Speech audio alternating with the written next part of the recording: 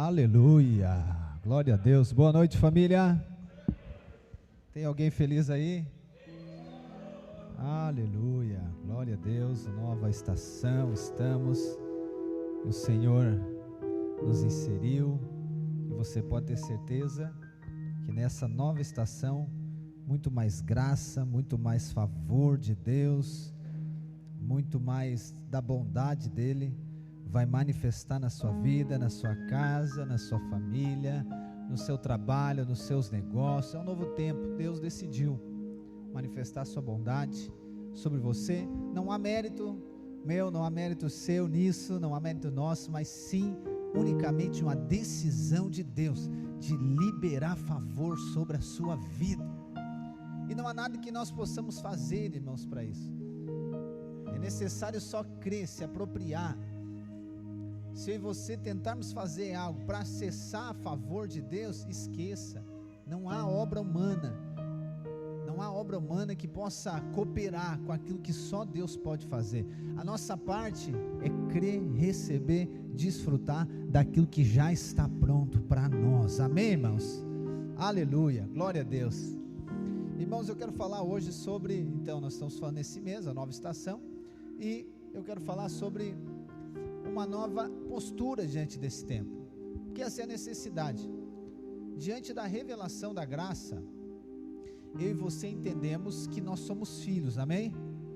E nós somos feitos filhos por conta de Cristo. Ninguém se torna filho de Deus por obedecer os 10 mandamentos, por obedecer a lei, né? As 613 leis dos judeus. Ninguém se torna filho de Deus por ser bonzinho, não. Filho de Deus, né? João capítulo 1, versículo 12, aqueles que o receberam, foi-lhes dado poder ou autoridade de serem feitos filhos de Deus. Ponto, eu sou filho, está ligado com a minha identidade, agora a minha natureza é de filho. Romanos, nós lemos semana passada no Bom Dia Família, diz que agora nós somos justificados também.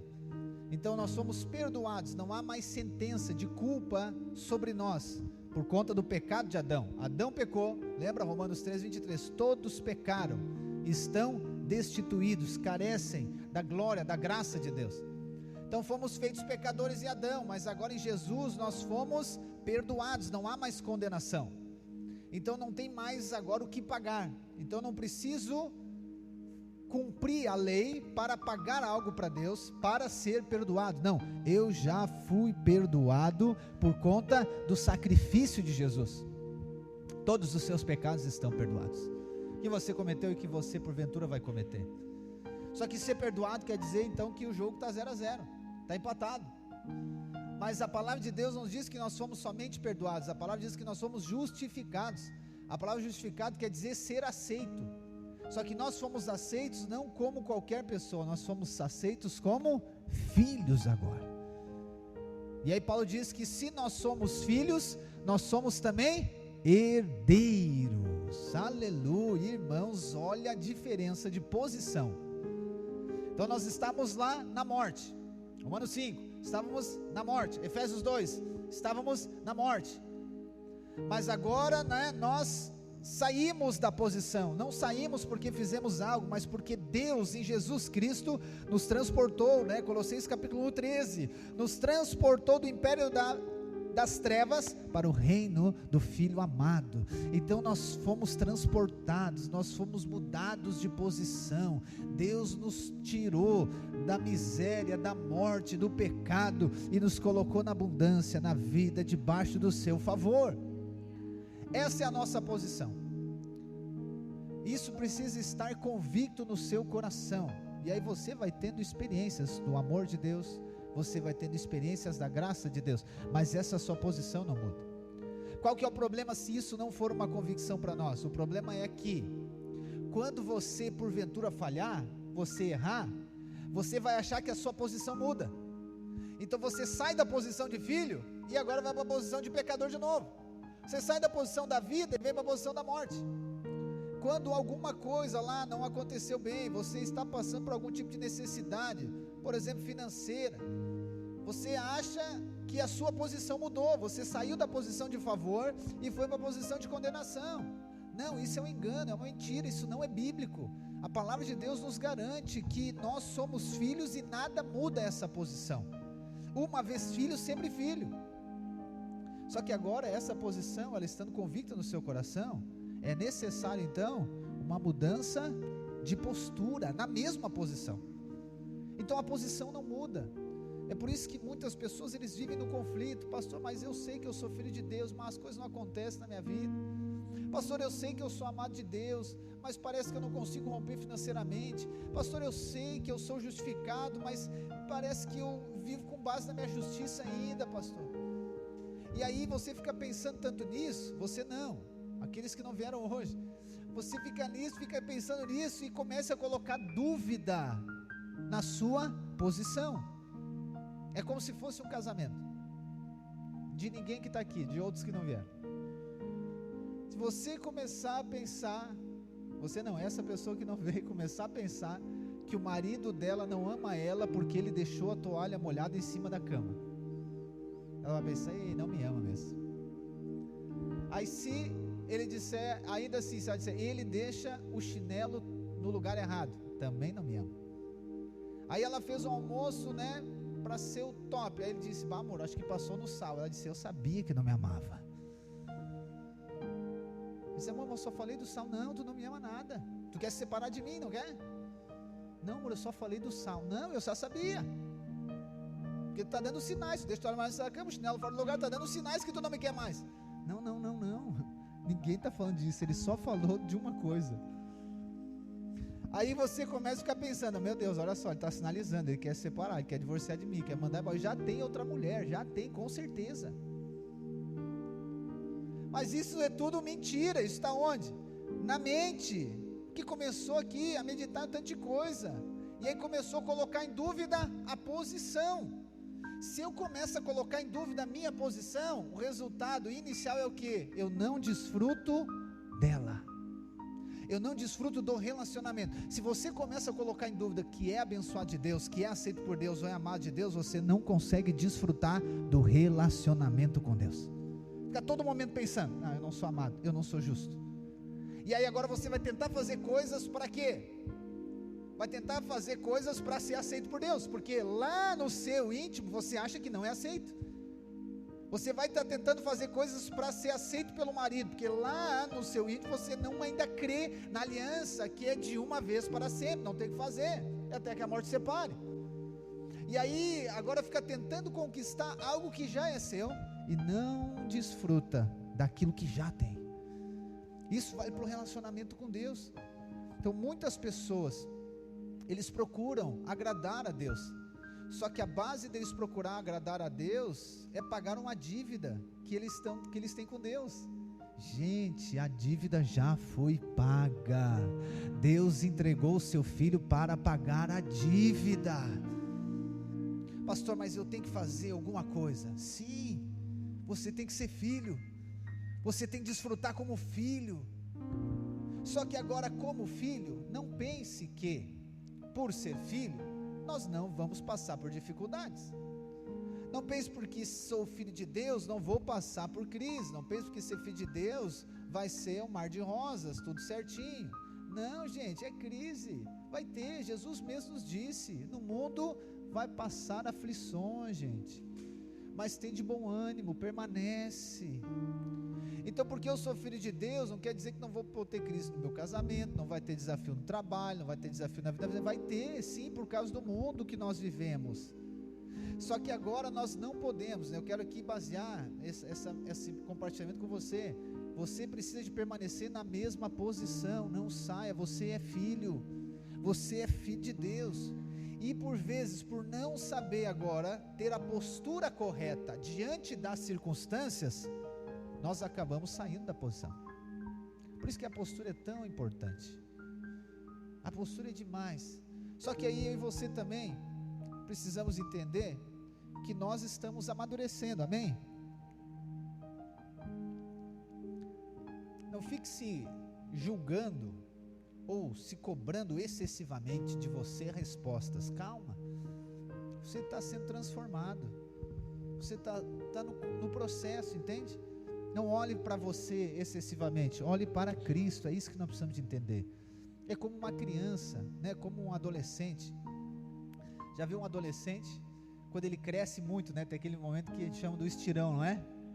Tem aquele estirão, assim, estica lá, né? E aí ele caminha meio desengonçado, não é assim? O Benjamin está chegando nessa fase, ele está com 9, está chegando em 10, está crescendo muito, está magro, né? E é meio desengonçado assim. Então ele não consegue ter algumas posturas, né? Ele fica meio, né? Você não parece que não ajeita, né? É porque ele está se adaptando com o processo que aconteceu na vida dele. Às vezes assim acontece conosco também. A gente recebeu tanta graça de Deus que nós não sabemos que postura ter diante dela. Nós recebemos tanta bondade de Deus que nós não sabemos agora a postura correta diante dela. E aí a gente trata a graça e a bondade de Deus por vezes como alguém muito imaturo. E aí a gente faz coisa obviamente que não devia fazer, faz coisa de criança. Mas ok, você ainda está amadurecendo, todos nós estamos amadurecendo. Eu quero dizer que o fato de você fazer algo errado não desqualifica você como filho, amém? Você não deixa de ser filho de Deus. Eu não estou dizendo isso para você querer permanecer na imaturidade ou querer permanecer nos erros, não. Eu estou dizendo isso para você, garantindo que a palavra de Deus diz que você continua sendo filho. Não importa o seu erro, a sua falha, você permanece sendo filho de Deus, porque a obra de Deus é maior do que qualquer obra humana.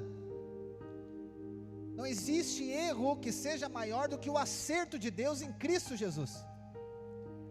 Então essa tem que ser uma convicção sua. Pastor, mas se começar a disseminar essa mensagem como o senhor faz, as pessoas vão pecar, vão fazer o que ela quiser. Elas não precisam de mensagem de mim para pecar, fazer o que quiser. Elas fazem o que elas querem.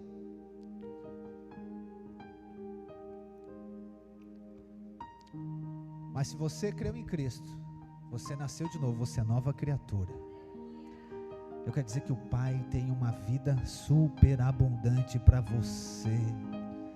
O Pai tem uma herança gigantesca para você. E eu creio que essa nova estação está ligado com acessar de maneira mais profunda a herança que já está disponível para mim e para você. Portanto, diante disso, a nossa postura, ela é a partir da posição que nós estamos. A nossa postura não vai definir a posição, pelo contrário, a nossa posição que tem que definir a nossa postura. Então, por exemplo, lá em casa, está sempre corrigindo as crianças, né? Criança é criança, você sabe, é o dia todo, né? É o tempo inteiro. Então a Sara está lá, daqui a pouco ela está comendo e o cabelo dela está entrando no prato. Eu disse, filha, tu é princesa, filha, princesa não deixa o cabelo cair dentro do prato. Ela disse, pai, desculpa. 2 minutos depois, o que acontece? O cabelo de novo no prato. Aí o que eu digo? Filha, tu é princesa. Daqui a pouco ela está lá coçando o nariz. Eu disse, Sara, meu Deus, princesa não faz assim. Pai, desculpa. Então todo o tempo, o Benjamin, ele já senta para levantar assim, que nem eu era. Não é nem um perna para cá, outra para lá, já para levantar. Eu disse, filho, o príncipe não senta assim, o príncipe senta aqui. Ok, eu estou falando aqui de uma ilustração, mas não é sobre essa postura que eu estou falando. Estou falando de algo espiritual. Mas eu estou sempre lembrando para eles quem eles são. É nobreza, é príncipe, é princesa. Você é príncipe, é princesa, você é do reino. Você é filho, você é justo, você é amado, você é abençoado. Você é mais que vencedor em Cristo Jesus. E isso precisa garantir a nossa postura. Diante do que? Das circunstâncias. Eu quero ler alguns textos com você, e o primeiro está lá em Lucas, capítulo 10, vamos ler juntos. Lucas 10, versículo 38. Lucas 10, 38, diz assim: quando eles seguiam viagem, Jesus entrou numa aldeia, e certa mulher chamada Marta hospedou-se na sua casa. Marta tinha uma irmã chamada Maria, que assentada aos pés do Senhor ouvia o seu ensino. Marta agitava-se de um lado para o outro, ocupada em muitos serviços. Então se aproximou de Jesus e disse: o Senhor não se importa com o fato de minha irmã ter deixado que eu fique sozinha para servir? Diga-lhe que venha me ajudar. Mas o Senhor respondeu: Marta, Marta, você anda inquieta e se preocupa com muitas coisas, mas apenas uma é necessária. Maria escolheu a boa parte, e esta não lhe será tirada. Aleluia, irmãos, como eu gosto desse texto. Então nós temos alguns personagens nessa história: Marta, Maria, Jesus. Lázaro faz parte da família, mas não participa aqui. Eu acredito que ele estava dormindo, jogando videogame, alguma coisa assim. Então nós temos Jesus, Marta e Maria. E aí vamos pensar um pouquinho no perfil de Marta e Maria, né? Você viu diante da situação, tem que ser conhecido por todos. Maria então está aos pés de Jesus, ouvindo a Jesus, e Marta está preocupada com os afazeres. E aí a gente sempre coloca, né, aquele peso sobre Marta. Mas a Marta, por que Marta não estava sentada também? Por que Marta não estava ali? Por que Marta estava fazendo aquilo lá? Então a gente coloca a Marta como a resposta errada e Maria como certa. Sim, em alguma perspectiva isso está certo, mas eu não quero aqui que eu e você venhamos avaliar Marta e Maria, quem está certo e quem está errado. Eu quero que eu e você venhamos aqui até a revelação do Espírito, daquilo que Ele quer falar conosco, para que eu e você venhamos a ter a postura correta, no momento correto, para esse novo tempo que Deus está nos inserindo. Eu penso que Marta, obviamente, é aquela pessoa que ela é uma ótima anfitriã. Porque vamos lá, depois tem outros textos que falam, né? Depois se der a gente vai ler João 11, da ressurreição, mostra que Jesus, ele não é um estranho naquela casa. Jesus, ele constantemente estava na casa de Maria, Marta e Lázaro. Então ele era um amigo, porque lá em João 11 diz que o amigo Lázaro morreu. Ele amava muito, João diz que ele amava muito Marta, Maria e o seu irmão Lázaro. Então Jesus, por um lado, ele era uma visita, mas ele era uma visita que estava sempre naquele lugar. E eu acredito que para Jesus, né, Jesus entrou em vários lugares, em vários, nem tantos também, né? Mas Jesus entrou, por exemplo, na casa de Zaqueu. Só que não diz que ele voltou na casa de Zaqueu, diz que ele foi uma vez na casa de Zaqueu. Não estou dizendo que Zaqueu é melhor ou pior, mas eu estou dizendo que não diz. Só que eu acredito que quando a Bíblia fala, né, que é uma casa que Jesus amava as pessoas, Jesus estava naquele lugar, mostra que Jesus gostava de estar naquela casa. Então acho que isso é importante demais. Então se Jesus gostava de estar naquela casa, é porque alguma coisa tinha lá. Então eu penso que Marta era aquela ótima anfitriã, aquela pessoa que gosta de cozinhar, de receber bem as pessoas. E quando a gente fala aqui que Jesus está na casa, irmãos, você sabe que Jesus não andava sozinho, né? Então no mínimo mais 12 tinha aqui, mínimo mais 12. Então vamos lá, Marta, ela não recebe um telefonema, ela não recebe um WhatsApp, e nem o sinal de fumaça dizendo, Jesus dizendo, eu e a gurizada estamos indo aí. Não, simplesmente ela escuta na porta, batendo, quando abre, está lá, Jesus, Pedro, Tiago, João, até Judas está ali, a galera toda. E aí Marta olhou para aquela galera, como é que é uma dona de casa, ou até qualquer um, quando chega 11 horas, chega visita nessa casa, o que você pensa? Meu Deus, imagina você estar em casa domingo, acordou 10 horas, aleluia, 10h30, está tomando aquele pretinho, né? Aquele pretinho com bolacha Maria, assim, só para, né? Não vai tomar um cafezão, porque quer almoçar cedo. Está ali tomando, daqui a pouco, gritando. Hoje de manhã estava gritando lá em casa, mas era no Mercado Livre, não era visita, aleluia, estou brincando. Aí você está ali tomando pretinho, compartilhando, né? Daqui a pouco Marta e Maria dizem, não, hoje nós vamos ficar por casa, né? Não vamos faxinar muita coisa. Acho que Marta já era assim, já queria faxinar, né? Não vou faxinar, vou só ajeitar as roupas, dobrar, guardar, não vou fazer muita coisa. Daqui a pouco chega na porta, aparece 13, 14, sei lá, eu imagino que tinha mais gente, vamos pensar no mínimo 20, gente, no mínimo 20, chega ali. Aí Jesus, Marta, vem visitar vocês. Meu Deus, deixa eu ver. Ela já pensou, imagina que a hora que ela abriu a porta, ela já pensou, meu Deus, será que eu tenho galinha? Mas eu tenho, mas está congelada. Os bifes terminou ontem, vou ter que pedir semana que vem de novo. Feijão só tem 1 quilo separado já. Não tem, meu Deus, o que eu vou fazer? Vamos pedir um X para cada um então. Aí Jesus entra, vai para onde? Jesus não vai para a cozinha, Jesus vai para a sala. Vai para a sala, porque Jesus não está preocupado com isso. Jesus está preocupado com outra coisa. E aí Maria, como se fosse alguém que não participasse daquela casa, Maria como se fosse alguém, não estou nem aí se vão comer, não vão comer, não quero saber de nada, não estou nem aí se vão fazer jejum, alguma coisa, não sei se vão tomar um café com pão, alguma coisa, ela vai lá e se joga aos pés de Jesus. E Marta, meu Deus, nem terminei de arrumar as camas, Lázaro não sai daquele quarto, e aí deixa eu ver minhas panelas. E ela começa a mexer nas panelas, começa a fazer as coisas, meu Deus do céu, não tem nada, e ela esperando. Acho que Maria vai fazer uma sala para Jesus. Maria vai fazer uma salinha para Jesus e vai voltar, para me ajudar para fazer alguma coisa, para nós decidir como fazer. E nada, e passa 10 minutos, 15 minutos. Isso não está na Bíblia, irmãos, eu que estou aqui.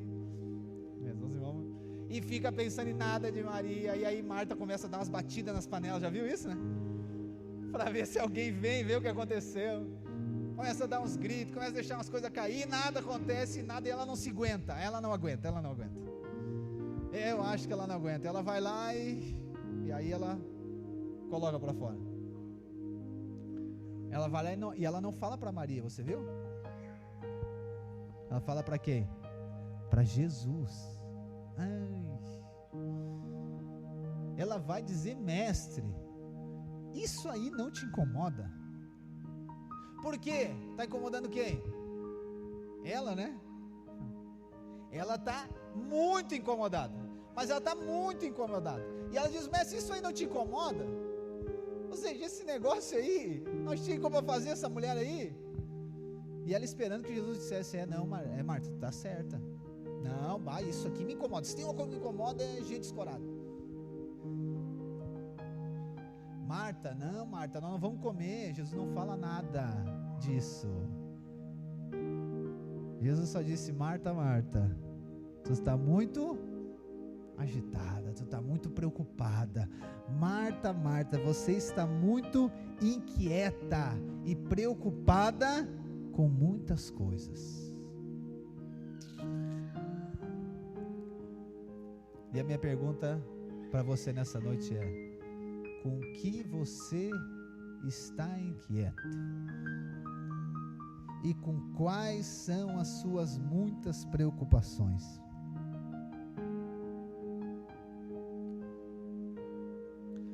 Nós achamos que a nossa inquietação e preocupação, ela vai mudar as circunstâncias. Só que eu quero dizer para você, diante desse texto, a inquietação e a preocupação não muda as circunstâncias. E aí nós oramos agora, então, novo ano, nova estação. Nossa, esse ano vai ser top. Esse ano Deus vai fazer. Esse ano Deus vai mudar aquele homem. Esse ano Deus vai tocar na coxa dele. Esse ano Deus vai fazer no negócio, Deus vai tocar. Esse ano vai ser diferente. Começa janeiro e nada, é a mesma coisa. Então você finaliza 24 com a inquietação e preocupação e começa 25 com a mesma coisa e nada muda. Preste atenção. O que deve definir a nossa postura diante das circunstâncias não são as circunstâncias. Não é a circunstância que pode definir. O que define a nossa postura diante das circunstâncias é a nossa posição. Então as circunstâncias não podem moldar a minha resposta. As circunstâncias não podem moldar a minha inquietação, a minha preocupação. Ou seja, não é de fora para dentro. Ou seja, não posso mudar, ou seja, a minha postura por conta de algo que está acontecendo fora. Não. Pastor, mas eu estou orando e Deus não muda fora. Não muda. Eu quero dizer que tem vezes que Ele vai mudar. Mas na maioria das vezes, o que ele faz? Ele usa aquilo que está acontecendo fora para mudar você dentro. Então por que a circunstância não muda? Não, é porque não é para mudar. Não é a circunstância que tem que mudar, quem tem que mudar é você. E qual que é aqui o foco de Marta? O foco de Marta é Maria. Está dizendo, Maria está errada. Só que ela não fala para Maria, ele fala para Jesus. Jesus, não te incomoda que ela fique aqui? Então Maria que está errada. Eu imagino, entrando nessa história um pouco, viajando nela, é que esse era um comportamento comum de Maria. Diante de algumas afazeres, Maria, tchau. Já viu que tem gente assim, né? Aqui não existe ninguém assim. Chegou na hora de lavar a louça, as crianças, tchau. Eles falaram, não, eu vou secar a louça para ti hoje. E nada, tchau. Na hora de fazer o churrasco, todo mundo. Na hora de lavar os espetos, na hora de pagar a carne, isso é outra pregação. Eles não entenderam que eles são ainda. Então, ou seja, em alguns momentos, né, eu imagino que Maria era assim. Então não era um problema que acontece aqui. Isso aqui, irmãos, não foi naquele momento. Pode saber, o coraçãozinho de Marta já estava aqui, ó, carregado. Ela estava só esperando uma oportunidade. Eu acho que ela estava esperando Jesus vir. Dia que Jesus vir, eu vou falar com ele. Aí tu vai ver, Maria. Quero ver ficar dormindo até 9 horas, não arrumar tua cama, não lavar tuas roupas. Aí tu vai ver. E aí Maria está ali. Só que Marta acha que o problema daquela circunstância toda é quem? É Maria. Só que Jesus não fala nada para Maria. Jesus fala para quem? Marta. Ah, não. Então quer dizer que eu estou errado. Então quer dizer que eu estou errado. Eu que estou aqui trabalhando. Eu estou aqui tentando fazer. Eu que estou aqui fazendo o meu melhor. Eu que estou procurando fazer alguma coisa. Jesus vem e diz que eu que estou inquieta e preocupada. Tá bom, entendi então. Ah, pastor, quer dizer então que meu marido não está errado. Quer dizer que sou eu o problema. Não estou dizendo que ele está certo ou está errado. O objetivo não é achar quem está certo ou errado. O objetivo aqui é você ter uma revelação daquilo que o Espírito Santo vai falar para você, está falando para você, com o que você anda aqui inquieto e preocupado. Porque quando você disser o que você está inquieto e preocupado, a pergunta vai ser: por que você está inquieto e preocupado por isso? Se a sua resposta é: pastor, eu estou inquieto e preocupado por conta da minha questão financeira, aí eu vou perguntar: por que você está preocupado com a sua questão financeira, se você é filho de Deus e herdeiro de Deus? Pastor, eu estou preocupado com o meu trabalho. Por que você está preocupado com o seu trabalho? Se a palavra de Deus diz que você irá frutificar abundantemente, você vai comer através do seu trabalho. Eu só quero mostrar para você que essa ansiedade que você achava que era crônica dentro de você, ela não é bíblica. Essa preocupação excessiva com as circunstâncias, com as situações que você vive, ela não está coerente com aquilo que você é. Não. Pastor, quer dizer que eu não tenho que me preocupar? Não, você pode se preocupar, ok. Você pode.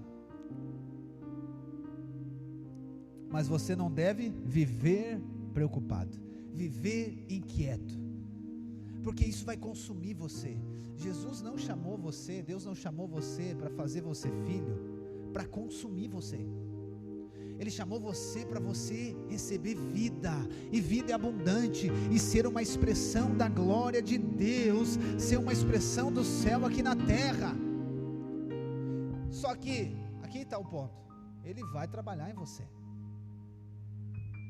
Ele vai trabalhar em você. Então Ele já deu uma identidade para você, de filho, de realeza, de justo, sim, mas agora Ele está conduzindo você a desfrutar da posição que você já recebeu.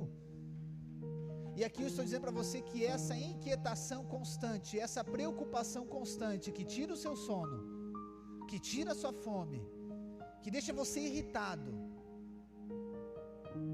que deixa você depressivo, ou você emagrece, ou engorda, ou come muito, ou come pouco,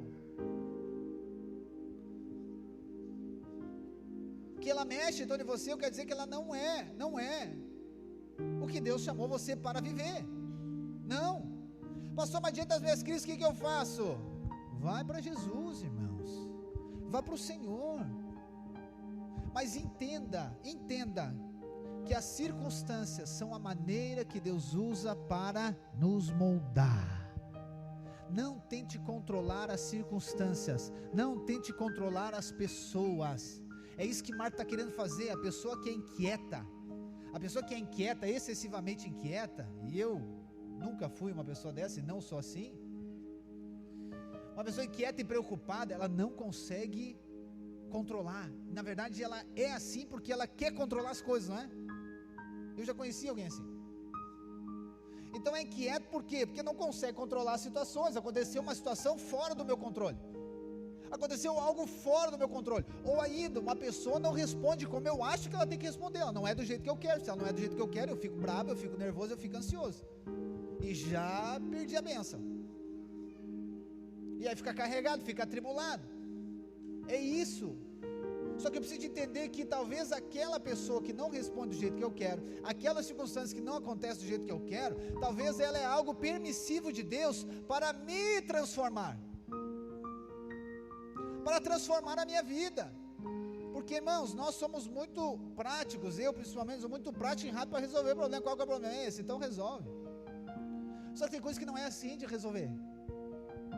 Tem coisa que não é de resolver de uma hora para outra, não é um sim ou não, não, tem coisas que é aquela, sabe, é aquele trabalhar de Deus, não é espaço para passividade, não, mas tem coisa que, sabe, vai demorar, não é na hora, não é da noite para o dia, não é orando uma vez só, não é fazendo um jejunzinho, não é vir na reunião somente, tem aquela coisa que ela estende, só que eu preciso ter revelação que Deus está trabalhando na minha vida, que Deus está fazendo algo de mim, que o problema não é Maria, o problema não é Jesus chegar com muita gente na casa, que o problema todo é o que? É a minha ansiedade de Marta.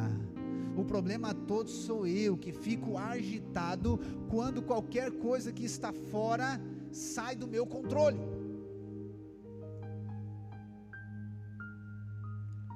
Se eu não tiver essa decisão de permitir ser ensinado, de permitir ser moldado por Deus, irmãos, eu não permaneço. Logo desiste. É por isso que muitas pessoas desistem daí do casamento, desiste do trabalho, desiste da empresa, desiste dos irmãos, desiste da igreja. Não, porque não é assim, eu também não quero, eu vou embora. Deus tem um alvo com você agora, é transformar você. Para quê? Para que você acesse a herança que já está disponível. Uma criança, por exemplo, pegar o meu filho, Benjamin tem 9, falei, vai fazer 10. Ele é herdeiro de tudo aquilo que eu tenho, ok? Então, por exemplo, eu tenho um carro, que não é meu, é do banco, mas eu tenho carro. O carro também é dele, sim ou não? Mas eu vou dar a chave do carro na mão dele? Por quê? Porque ele é imaturo, ok? Então você é filho de Deus, amém? Herdeiro de todas as coisas, mas para você acessar a herança é necessário amadurecimento, e as circunstâncias é a maneira que Deus usa para amadurecimento. Só que quando eu entendo que a circunstância, a maneira que Deus usa para me amadurecer, eu acabo indo contra a circunstância, eu fico bravo, eu fico nervoso, eu fico ansioso, eu fico extremamente preocupado, e começo a achar que o problema são os outros, eu começo a achar que o problema aqui é Maria, não, Maria que é o problema, não, esqueça. Nessa nova estação, tem essa nova postura de saber, Deus está fazendo algo na minha vida, Deus está fazendo algo dentro de mim, Deus quer fazer algo dentro de mim, Deus está trabalhando na minha vida, Deus está trabalhando o meu caráter, Deus está moldando a minha fé, Deus está fazendo algo no meu interior, Deus está fazendo algo dentro de mim, Deus está tirando a incredulidade e colocando fé, Deus está tirando o medo e colocando ousadia. Essa deve ser a perspectiva, porque as circunstâncias, vamos lá, elas não confrontam você? Confrontam, Marta podia ter dito. Por que Jesus não avisou que vinha? Se tivesse avisado que vinha, eu fazia um banquete.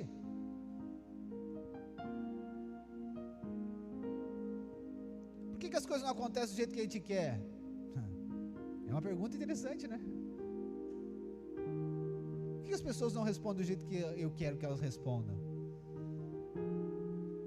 Esqueça. Tire o seu cavalinho da chuva. Não vai ser assim. Pastor, quer dizer então que eu tenho que deixar as coisas acontecer? Não, não é isso, irmãos. Não é isso que eu estou falando. Eu só quero dizer que nessa nova estação você precisa ter uma nova postura. E essa nova postura está ligada em saber que Jesus está na casa. Essa nova postura está ligada em saber que você está na casa. Essa nova postura está ligada em saber que você é filho, em saber que você é herdeiro, saber que você é abençoado, saber que você é favorecido, saber que você é perdoado, saber que não há mais condenação sobre a sua vida, saber que não há mais acusação sobre você, saber que aonde você colocar o pé e for o propósito de Deus, você vai cumprir com ele, saber que Deus escolheu você, chamou você, formou você, elegeu você para fazer algo através da sua vida. Eu quero ler uma outra história, nós finalizarmos. Lucas também 15. E Marta, é interessante que Marta, quando Lázaro morre, né? Está em João 11. Lázaro morre. E Jesus ainda demora 4 dias, lembra? Para vir. Mandaram chamar Jesus. Jesus demora 4 dias. E ele não vem. Depois de 4 dias que Lázaro já foi sepultado, Jesus aparece. E aí a Marta, aquela ali, essa ansiosa, preocupada, né? Nervosa. A palavra diz que quando Jesus está vindo, ela corre até Jesus. Ela corre até Jesus e disse: Mestre, se o Senhor estivesse aqui, o meu irmão não teria morrido. Mas eu sei, Jesus, que aquilo que o Senhor pedir para Deus, Ele vai conceder. Ou seja, olha a diferença de resposta, hein? Lá na primeira resposta, a preocupação de Marta é Maria, que não ajuda ela, está preocupada, está ansiosa. Só que agora, diante, talvez, da maior crise da vida dela, que eu imagino que a crise do irmão morto é maior do que a crise de Marta, de Maria estar aos pés de Jesus. Diante da maior crise da vida dela, o que ela vem? Ela já vem diante de Jesus, dizendo: Jesus, eu sei que tu podes fazer alguma coisa. Eu sei que tu pedir algo para Deus, Ele vai fazer. Aí depois Jesus fala ainda para ela: sim, Ele vai ressuscitar. Tu vai ver ressuscitar. Diz: não, eu sei que vai ressuscitar depois. Não, vai ressuscitar agora, tu vai ver a glória. Aí Marta diz: eu sei porque tu és o Filho de Deus. O que eu acredito, irmãos? Que as circunstâncias, elas servem para nos transformar, amém? Só que as circunstâncias, elas colocam para fora essas nossas preocupações e ansiedades. Elas expõem as nossas fraquezas. As circunstâncias expõem as nossas fraquezas, expõem as nossas falhas, porque afinal de tudo, perfil de Marta nós temos. E qual que é o perfil de Marta? Não, está tudo bem, está tudo sempre certo, ótimo. Mas aí vem a circunstância e ela coloca para fora. Então as circunstâncias, elas vêm e colocam para fora aquilo que Deus decidiu nessa nova estação eliminar da sua vida. Então expõe, né, a nossa fraqueza, expõe a nossa falha, expõe aquilo que estava lá no nosso coração. Para quê? Para Jesus saber, para Deus saber? Não, para nós sermos transformados, para que seja exposto. Eu sei que essa tendência natural, não é nem dos cristãos, mas de qualquer pessoa, é sempre estar bem, é sempre parecer forte.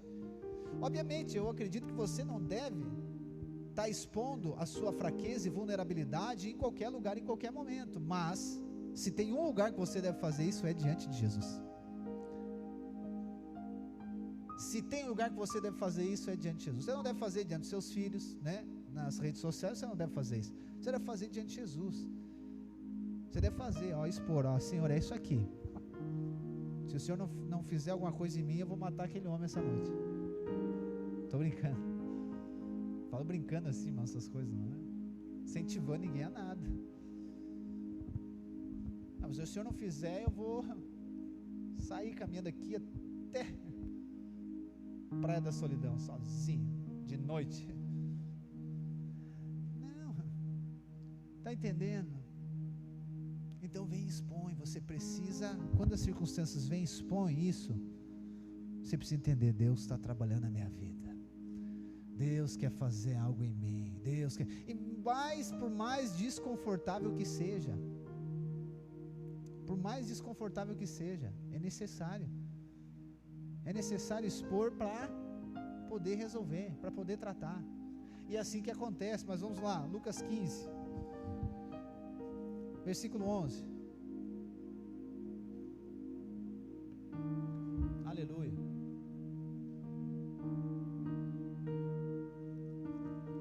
Vamos ler a parábola inteira.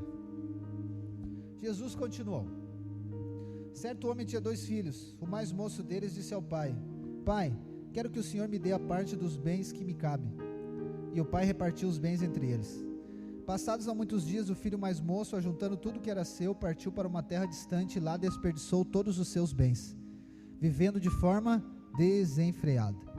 Depois de ter consumido tudo, sobreveio àquele país uma grande fome e ele começou a passar necessidade. Então foi pedir trabalho a um dos cidadãos daquela terra, e este o mandou para os seus campos a fim de cuidar dos porcos. Ali ele desejava alimentar-se das alfarrobas que os porcos comiam, mas ninguém lhe dava nada. Então, caindo em si, disse: quantos trabalhadores de meu pai têm pão com fartura, e eu aqui estou morrendo de fome? Vou me arrumar, voltar para o meu pai e lhe dizer: Pai, pequei contra Deus e diante do Senhor, já não sou digno de ser chamado de seu filho. Trate-me como um dos seus trabalhadores. Arrumando-se, foi para o seu pai. Vinha ele ainda de longe, quando seu pai o avistou, e compadecido dele, correndo, o abraçou e beijou. E o filho lhe disse: Pai, pequei contra Deus e diante do Senhor, já não sou digno de ser chamado de seu filho. O pai, porém, disse aos servos: tragam depressa a melhor roupa e vistam nele, põe um anel no dedo e sandálias nos pés, tragam e matem o bezerro gordo, vamos comer e festejar, porque este meu filho estava morto e reviveu, estava perdido e foi achado, e começaram a festejar. Ora, o filho mais velho estava no campo. Quando voltava, ao se aproximar da casa, ouviu uma música e a dança. Chamou um dos empregados e perguntou o que era aquilo, e ele lhe informou: o seu irmão voltou, e por tê-lo recuperado com saúde, o seu pai mandou matar o bezerro gordo. O filho mais velho se indignou e não queria entrar. Saindo, porém, o pai procurava convencê-lo a entrar, mas ele respondeu ao seu pai: faz tantos anos que sirvo o Senhor e nunca transgredi um mandamento seu, mas o Senhor nunca me deu um cabrito sequer para fazer uma festa com os meus amigos. Mas quando veio esse seu filho, que sumiu com os bens do Senhor, gastando tudo com prostitutas, o Senhor mandou matar o bezerro gordo para ele. Então o pai respondeu: meu filho, você está sempre comigo, tudo que eu tenho é seu, mas era preciso festejar e alegrar-se, porque este seu irmão estava morto e reviveu, estava perdido e foi achado. Aleluia, irmãos.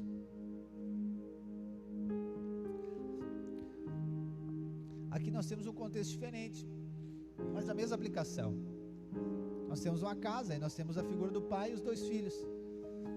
Os 2 eram filhos, e a postura inicial do filho é o que? Eu quero ir embora, eu quero meu dinheiro, eu quero a minha herança, eu quero isso. E diante, daquilo que a gente conhece, é uma ofensa isso, sim ou não? O filho pedir herança para o pai, porque geralmente ele recebe herança quando ou o pai dá, ou quando o pai morre. Então o que ele está dizendo? Pai, não estou nem aí para ti, não estou nem preocupado contigo, quero saber do meu dinheiro, eu quero gastar, quero ir para a noite, quero ir para a concha acústica, quero dinheiro. E aí eu fico imaginando, se fosse eu naquela situação, se fosse você naquela situação, o que você fazia? Cara, eu pegava o meu chinelo e dizia: cara, eu vou te dar 2 chineladas e tu vai sentar ali, pensar muito bem no que tu falou. Qualquer um de nós ia fazer isso. Mas o que o pai faz? Tá bom, deixa eu só conferir o extrato aqui no banco, e aí eu já vou dar teu dinheiro. E eu fico pensando, cara, obviamente aqui você entende essa história, está falando sobre Deus, né, como um pai, e nós sendo filho. E eu fico tentando entender, não, eu sei que a maioria das pessoas, eu sempre fui assim, ficava entender a volta, né, como que o pai recebe, é lindo e maravilhoso, mas eu fico pensando como que ele libera o filho embora, como que libera o filho, porque se nós estamos falando de Deus, ele sabia ou não o que ia acontecer? Sabia. É porque eu aprendi que Deus não tem necessidade de controlar nada, porque Ele controla. Se fosse eu controlo meu filho, tu não vai sair daqui, rapaz. E esse é aquilo que nos deixa inquietos e preocupados, essa tentativa de controlar tudo. Só que quando ele veio falar, o pai disse, ok, ou seja, liberdade, foi o que já foi falado aqui, livre, ok, vai lá, tá bom. Embora o pai, eu estou sabendo o que vai acontecer, eu estou sabendo que tu vai quebrar a cara na frente, eu estou sabendo que vai dar errado, eu estou sabendo de tudo já, mas é o seguinte, vai, por quê? Porque o pai precisa que o filho passe pela experiência. Se fosse eu não deixaria, por quê? Porque eu protegeria meu filho de passar uma experiência ruim, ok, mas se não passa pela experiência também não amadurece. Então o pai disse, ok, é por isso que às vezes, eu e você, vamos fazer algumas coisas que não é da direção de Deus e parece que é Deus, porque está dando certo, é o pai permitindo, vai lá, porque o filho não perguntou para o pai, já estou entrando em outra perspectiva, mas enfim, o filho não perguntou para o pai, estou pensando em dar uma banda, estou pensando em gastar uns pila, estou pensando em ir para a noite, quebrar um pouco, o que o senhor acha? Ele não foi perguntar para o pai, não foi questionar o pai, foi lá e pediu. Então não vem às vezes achar que Deus tem responsabilidade em impedir você de fazer coisas que você não construiu com Ele. Você foi lá e fez, aí aquele que Deus impede. Deus falou para Adão e Eva, não come do fruto, ponto, mas Deus não ficou lá do lado, a hora que vai botar a mão ele dá um tapa na mão, não come, não, ele disse, ponto, eu disse uma vez só e deu. Pastor, eu estou orando para me separar, não, mas não existe orar para separar, se Deus já falou que Deus une, o homem não separa, então nem adianta orar, esquece. Então não adianta orar para coisas que Deus já disse que não é, e ponto, ou querer fazer coisas sem, né, essa direção de Deus, e depois achar que Deus tem a responsabilidade, no sentido de que, de proteger você das consequências daquilo que foi feito, não. E aí o que acontece? O filho vai lá e pede e o pai libera. Ok, isso aqui para mim é uma das maiores expressões do amor de Deus, é porque é um amor que libera. Mas se Deus prendesse você, você vai lá comer da árvore do fruto do conhecimento do mal e Deus prende você, não deixa você, não come. Você vai lá fazer um negócio errado e Deus diz, não faz isso, Ele não deixa você fazer. Pastor, isso é cuidado para quem tem maturidade para entender que isso é cuidado, mas se você é imaturo, o que é? Meu pai não deixa fazer aquilo que eu quero, minha mãe não deixa fazer aquilo que eu quero, e aí logo o filho acha que o pai e a mãe é contra eles, né? Não posso fazer nada nessa casa, porque eu também não sou amado, eu vou embora dessa casa, é porque é imaturo, está entendendo? É imaturo e aí não consegue ter essa percepção, só que o pai disse, filho vai, então libera, isso aqui Deus é assim, irmãos, Deus não obriga ninguém, Deus libera, ok, vai lá, faz. E aí o filho vai, pega o dinheiro e faz, e quebra tudo, imagino que era no verão,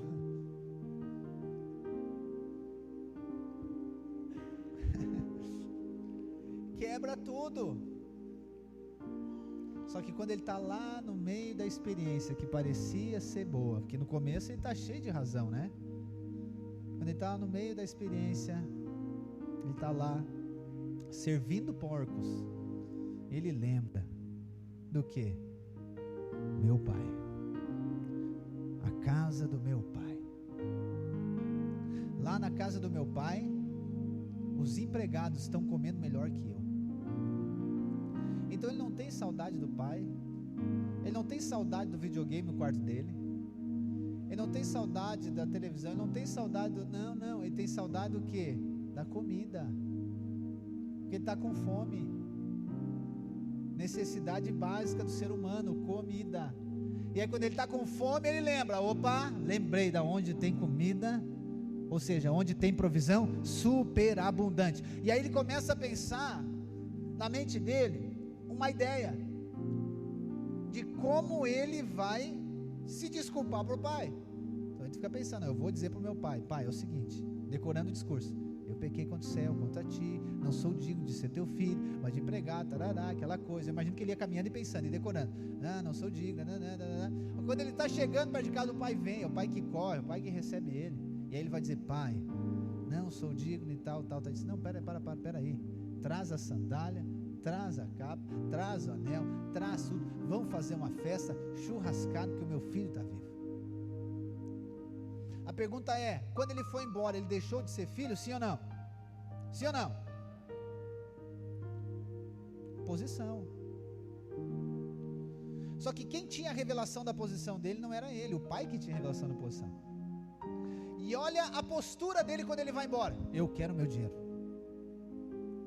eu quero meu dinheiro. Postura de alguém que tem mérito, alguém que tem direito, eu quero meu dinheiro. E ele é filho, ok, está no direito dele, sim ou não? Que é filho. Só que olha o que acontece depois da experiência, a diferente de postura. Ele continua sendo filho, sim ou não? Mas a diferente postura, pai, não sou digno. Uau! Não sou digno de ser chamado filho. Ou seja, eu não sou digno de nada até que eu já recebi. Eu quero que o Senhor me aceite até como um empregado. E olha, irmãos, o que uma experiência faz na vida de uma pessoa. Nós vimos em Marta. Olha a petulância e a arrogância e inquietação de Marta na primeira resposta. Senhor, tu não vai fazer nada? Irmãos, Marta está falando com quem, irmãos? Marta está falando com Jesus, Deus que se fez homem, está dizendo, oh Deus, ela está querendo controlar quem, irmãos? Marta está querendo controlar Deus, meu Deus do céu, olha só. Ninguém faz isso, ninguém quer ser Deus aqui, né? Olha a petulância e arrogância de Marta, para não falar de nós, né? Olha a arrogância e petulância do filho, dizendo que quer a herança dele, que quer o dinheiro dele. Então essa é a postura daquele que não é filho? Não, nós estamos falando de filhos. Aquele que é filho, aquele que tem relacionamento com Jesus. Marta tinha, o filho tem relacionamento com o pai, ele é filho. Só que ele não tem revelação ainda da sua posição. Ele não tem revelação para acessar a herança. Ou ainda acessar a herança de maneira correta para cumprir o propósito, porque o outro acessou uma parte da herança e quebrou. Mas agora, depois da experiência, o que ele vem? Ele vem diferente. Marta dizendo, eu sei que tu és o filho de Deus, e o filho vem dizendo, eu não sou digno, ou seja, eu não mereço. Irmãos, aqui está o ponto. Essa é a nova postura. A nova postura é eu e você.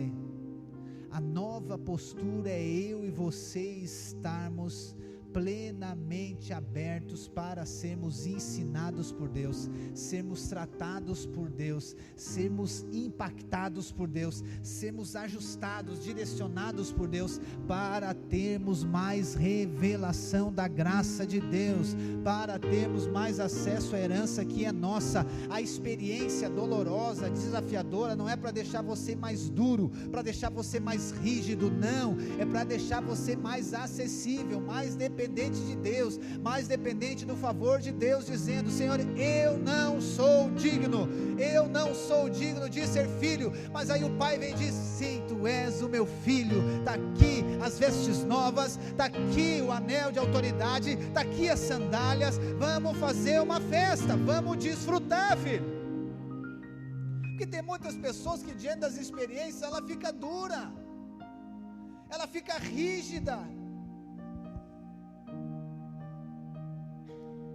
diante do conflito ela fica mais dura, ela fica mais fria, mais gelada, mais distante.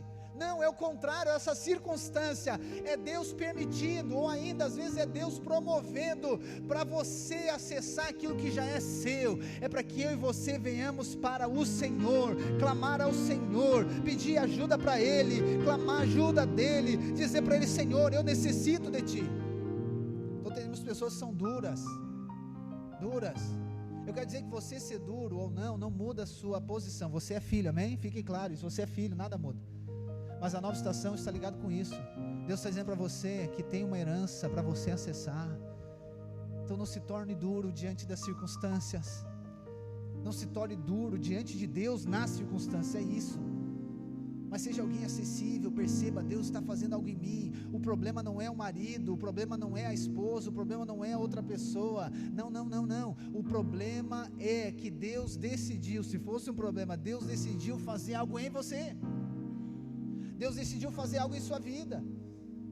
Porque se você vai achar que o problema é o marido, não, meu marido que não tem jeito, a minha esposa não tem jeito, pastor, mas ele faz errado. Ok, deixa que vai chegar o dia dele. Aleluia.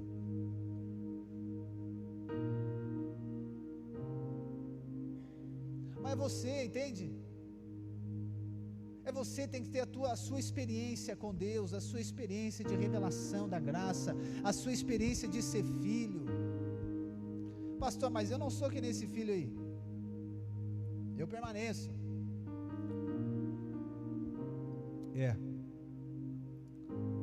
Às vezes permanecer com a postura errada é um problema. Porque tem 2 filhos na história, né? O outro filho foi embora, ele permaneceu. Só que ele permaneceu com a postura errada. E quando o outro irmão volta, é que expõe, né, o coração dele. Todo mundo se alegrando, ele vê a festa acontecendo, batidão rolando. Ele diz: o que está acontecendo aí? Olha o empregado desse cara: teu irmão voltou e teu pai mandou abrir os freezer. Picanha, maminha. Isso o quê? Eu não vou participar desse negócio. Aí o pai, né? O pai é maravilhoso, né? O pai vai lá tentar convencer o filho: filho, vem cá. Ele disse: eu sempre estive aqui contigo. Eu sempre estive aqui, eu não fui embora, eu não fiz que nem esse aí. Esse aí pegou o teu dinheiro, foi lá e gastou tudo com prostituta. Só que o texto não diz que ele gastou com prostituta, né? É ele que disse. Aqui tem outra coisa, né? Mas ele está dizendo: foi lá e gastou todo o dinheiro. E eu sempre estive aqui, e o Senhor não me deu nem uma costela para fazer churrasco. Aí o pai diz: filho, você sempre esteve aqui. E não fala nessas palavras, né? Você sempre esteve aqui, mas você nunca viveu como filho. Você nunca desfrutou como filho. A vida desse outro irmão era como um empregado, só que ele era filho. Está entendendo qual a necessidade de uma nova postura, irmãos? A postura não é de filho simplesmente, não, filho é a sua posição, a postura é de dependente do favor de Deus e da graça, a postura é de alguém que necessita do Senhor, a postura de quem vê a bondade de Deus, a postura de quem vê favor de Deus, a postura de quem sabe que Deus está trabalhando na sua vida, mas existe algo para acessar, a postura de alguém que sabe que é amado, sabe que é escolhido, por isso ele quebranta diante das circunstâncias, e ele acessa aquilo que o pai dele tem para ele. Essa é a postura. Porque não é o fato de permanecer: pastor, eu permaneço. Pois é, mas qual que é a postura diante de permanecer? Pastor, eu permaneço casado há 20 anos. Pois é, mas qual que é a postura nesse casamento? Tem desfrute? Tem desfrute? Tem prazer? Não tem? Então posicione-se, ou melhor, tenha uma postura para fazer isso. E aí, para finalizar, o problema de muitas pessoas, que não é nós, nenhum de nós, aquele grupo gospel,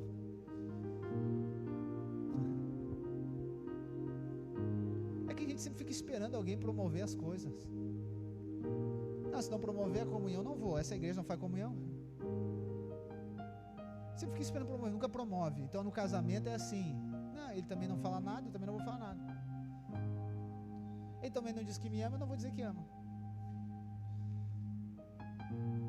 Ele também não leva a gente para fora, eu também não vou fazer almoço para ele. Ele não libera o cartão para mim, eu também não vou falar nada. Que se exploda, vai comer um X. Está entendendo? Sempre esperando outra pessoa promover. Não, os irmãos do GC, ninguém me liga, ninguém me chama, ninguém diz que eu sou amado. Pois é, mas a pessoa não responde uma mensagem das pessoas.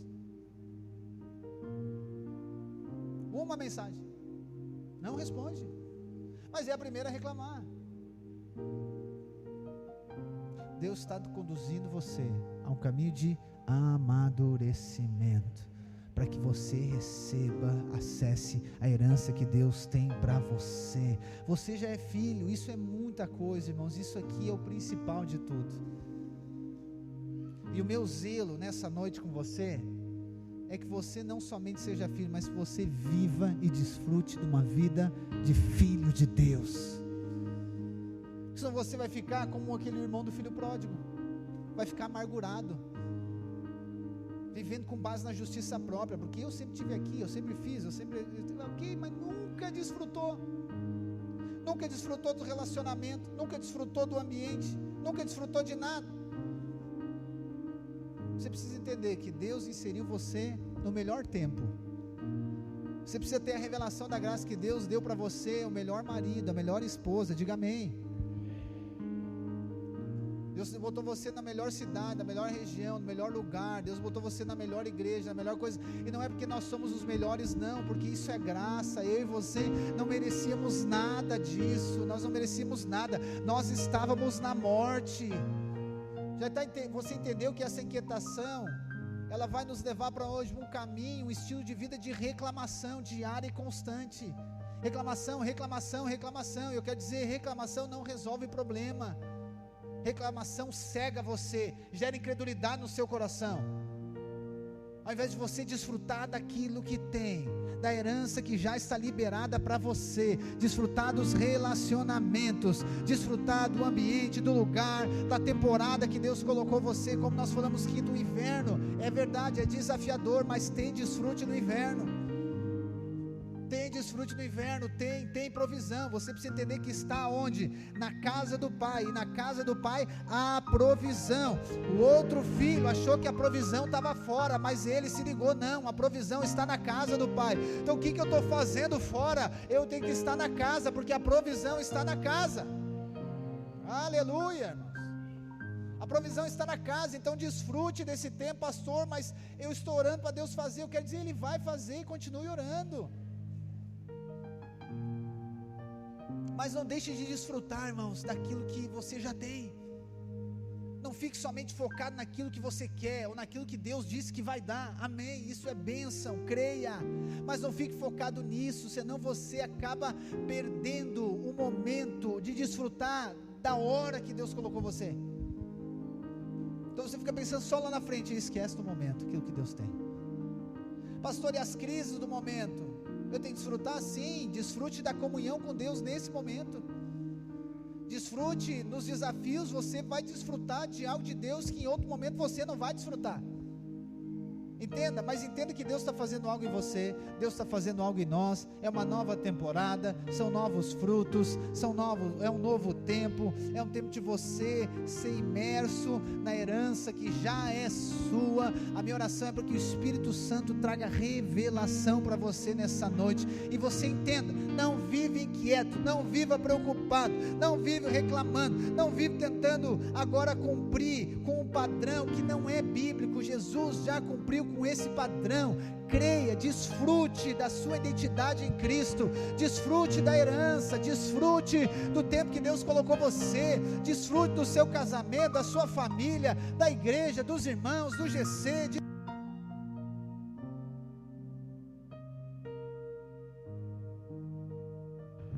os relacionamentos profundos, experiências. Como eu falei na outra semana, o fruto está ligado com a raiz. Se for toda hora está mudando, não cria raiz, não vai gerar o fruto. Entende? É isso. Então a frutificação está ligada com essa permanência, mas essa permanência desfrutando. Então a sua postura deve ser de desfrutar do ambiente da casa do Pai, deve se desfrutar da sua posição de filho, deve ser desfrutar daquilo que Deus já fez, deve ser desfrutar de Cristo. Cristo é a nossa necessidade, irmãos. Se você, por exemplo, está passando por algum tipo de dificuldade na área financeira, a palavra de Deus diz que Ele se fez pobre para que nós pudéssemos ser enriquecidos, nós desfrutamos dele. Se você está enfermo, a palavra diz que Ele mesmo tomou sobre si as nossas enfermidades para que a gente seja sarado. Então desfrute não agora da enfermidade, mas desfrute da cura em Jesus Cristo.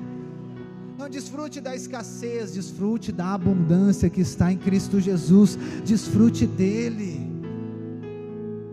O interesse do Pai, e aqui eu finalizo, pode colocar-se de pé. O interesse do Pai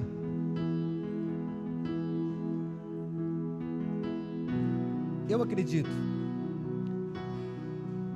que naquela passagem de Marta e Maria, eu acredito que Jesus, eu sempre penso, né? E não é uma constatação aberta, irmãos. Não é algo que, o pastor disse isso, é isso. Não, é algo. Mas a gente sempre crê que o que Jesus queria é que Marta tivesse aos pés de Jesus também, não é? Só que eu estava pensando hoje, será que a resposta certa não seria Marta dizer para Jesus: Jesus, está perto do almoço, vamos fazer um almoço para esse pessoal? Aí talvez Jesus disse: não, Marta, agora nós vamos ficar aqui, depois nós vamos lá.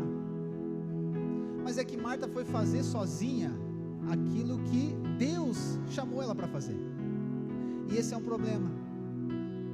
Deus chamou você para fazer coisas, sim ou não? Mas Deus chamou você para fazer coisas não para afastar você da comunhão com Ele. Na verdade, Deus nos chamou para fazer coisas por causa da comunhão com Ele. Então, por exemplo, meu filho, eu vou lavar o carro, todos eles vão lavar o carro comigo. Você acha que o carro fica limpo? Hã? Não fica. É uma bagunça, uma tribulação quase. É a manhã toda uma ladainha. Mas qual que é o meu objetivo? Meu objetivo é lavar o carro, depois eu vou olhar o carro, não está limpo, está sujo. Não, meu objetivo é o quê? É fazer algo em comunhão com os meus filhos. Então tem muitas pessoas que não, Deus me chamou para fazer isso, mas ela esqueceu que Deus chamou para ter comunhão, não para afastar da comunhão, e ela acaba cansando de fazer aquilo que Deus falou para fazer. Eu quero dizer, você não precisa de parar de fazer coisas, mas chame Jesus para fazer com você, porque Ele que enviou você para fazer. Essa é a vida de comunhão. Não é eu faço e Jesus fica olhando. Jesus, vamos fazer juntos. Ele nos enviou para fazer, é Ele que nos chamou. Então você não precisa ser uma dona de casa e Jesus do lado de fora da porta. Não, você não é um marido, um homem, e Jesus fica lá, eu tenho que fazer minha parte. Não, é junto, irmãos. Nós somos um com o Senhor. Não pense que Jesus só está com você quando você ora, quando você está cantando, você está pregando, você está compartilhando. Não, Jesus está com você em todos os momentos. Então desfrute dessa comunhão, desfrute de Cristo em todos os momentos da sua vida, em todos os lugares da sua vida. Essa deve ser a nossa postura de filho, de amado, de escolhido, de perdoado de Deus.